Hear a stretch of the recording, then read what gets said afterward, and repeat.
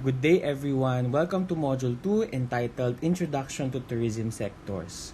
So in this specific module, we're going to be discussing about the different aspects and components of the tourism industry. We're going to discuss about their characteristics and their contribution to the overall industry. So to enumerate, the different tourism sectors are destination, attraction, accommodation, events management, intermediaries, transportation, and public sector and policy. And for this specific video, we'll be talking about destination as a tourism sector. So how do we define a destination? A destination is a well-defined geographical area which is understood by its visitors as a unique entity to experience certain features and has a political and legislative framework for tourism marketing and planning. So let's disaggregate this definition so that we can further understand the concept of what a destination is. So how do we say that a certain destination is a tourism destination? So first, it should be a well-defined geographical area. Meaning matatagpuan mo siya sa map, you'll be able to find it in a map. And the area should be politically sanctioned and recognized by a higher body like the state or an international body. And it should have its boundaries. Next, what makes a destination, a tourism destination, is that the visitors know that it is a unique entity. Meaning, alam ng mga bibisita sa lugar na yon na merong mga aspects yung destination na yon na hindi matatagpuan in their residence. And more importantly, it is a tourism destination when there is a political or legislative framework for tourism marketing and planning in that specific area. So, for example, while we say na lahat ng isla ng Pilipinas ay sa Pilipinas, may mga isla na hindi naman natin pinapapunta doon yung mga turista kasi wala namang tourism marketing or tourism planning na na-develop doon sa area na yon. So that specific area wherein there is no tourism jurisdiction based on a higher body, hindi siya kinoconsider na tourism destination. So generally, what are the different types of destination? First, we have coastal destination. And of course, a good example of a coastal destination is Boracay.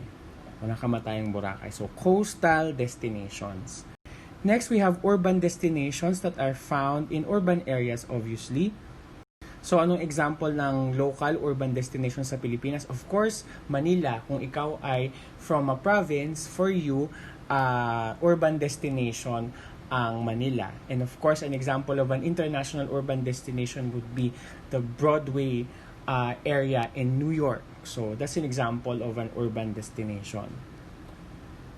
And finally, we have rural destination. Ang rural destination naman is a destination or a tourism destination that you find outside the city.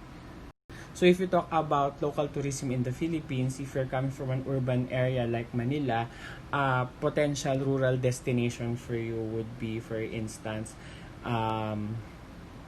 Sagada, Mountain Province. So these are examples of rural destinations.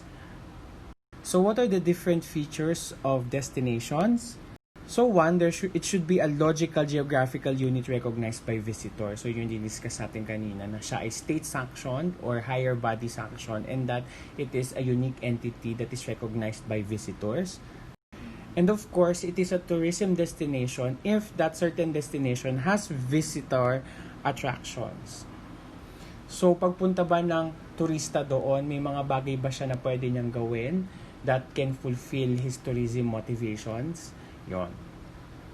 We'll talk about attraction in more details as a different sector of tourism.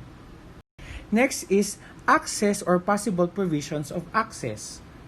So for example, even though alam natin na atin ang Spratlys Island, we can consider them as tourism attractions because there is no transportation available from the mainland to those very, very far islands. So we cannot consider them tourism destinations because they are not easily reached.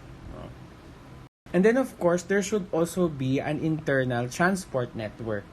So for example, no, let's talk about Boracay. No? Before you get to Boracay, of course, you from Manila, you ride a plane, and then from the plane, if kung Kalibo ka, then you ride a van. If you diretso ka ng Katiklan, then you ride a tricycle, and then you ride yung boat to get to Boracay Island, no?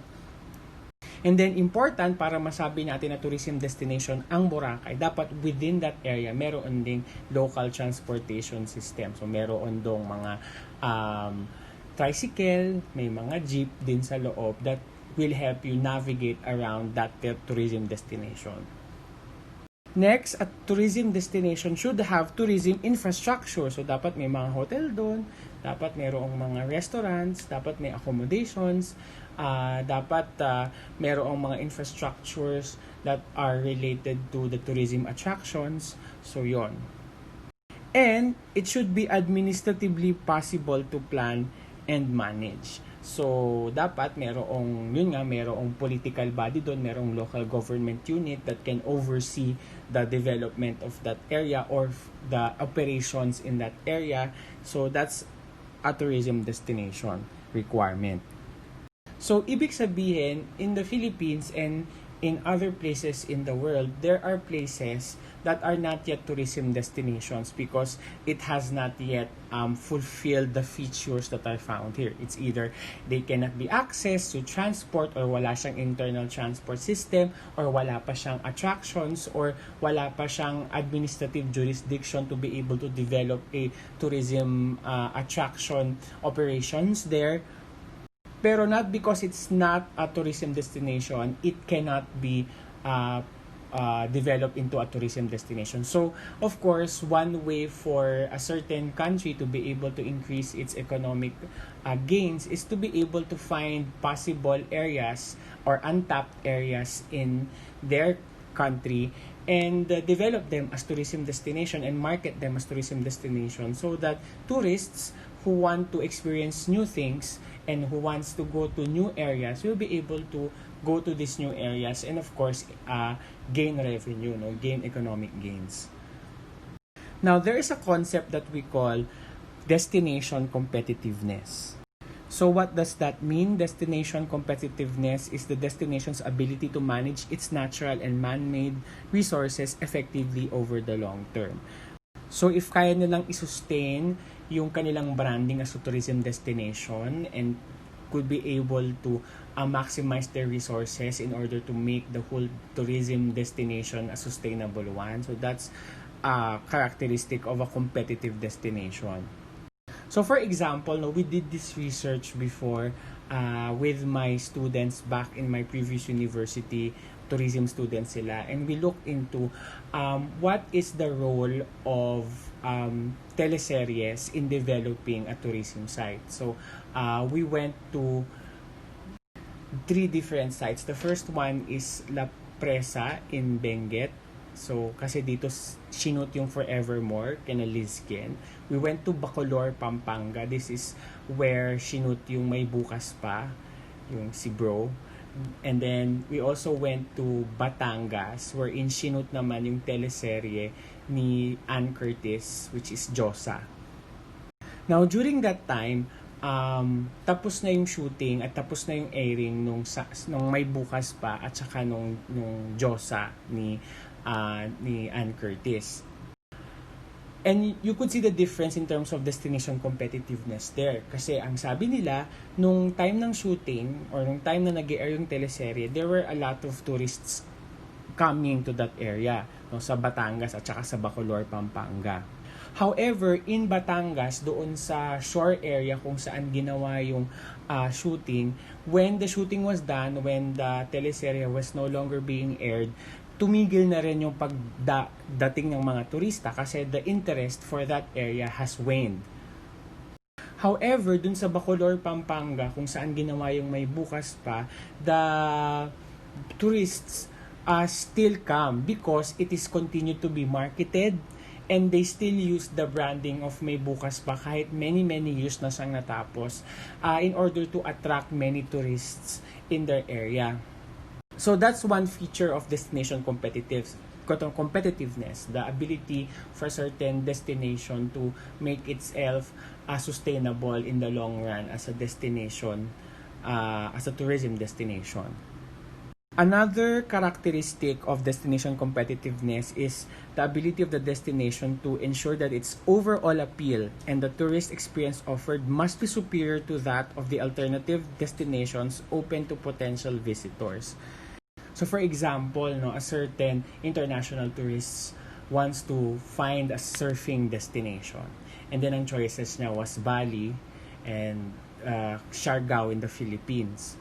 So how does the Philippines compete against, Bali as a surfing destination? Ang Pilipinas, isa sa mga competitive edge natin ay most of the Filipinos are speaking in English. So it's easier for the tourists to communicate with us compared to other surfing destinations in Asia kasi we are far more superior in terms of the English language. Yung mga kapareho naman natin ng English language, wala namang surfing sa kanila. Like for example, Singapore, wala namang surfing destination doon. So in terms of surfing destination, the competitive edge that we have against other surfing destinations ay yung ability natin to speak in English. Actually, hindi na nga hospitality kasi hospitality is also parang yun naman yung competitive edge na nilalaban din ng Thailand. Hospitable din daw sila. Pero tayo, hospitable plus tayo din ay magaling sa English. So it's easier to communicate and negotiate with Filipinos pag pupunta yung mga international tourists dito.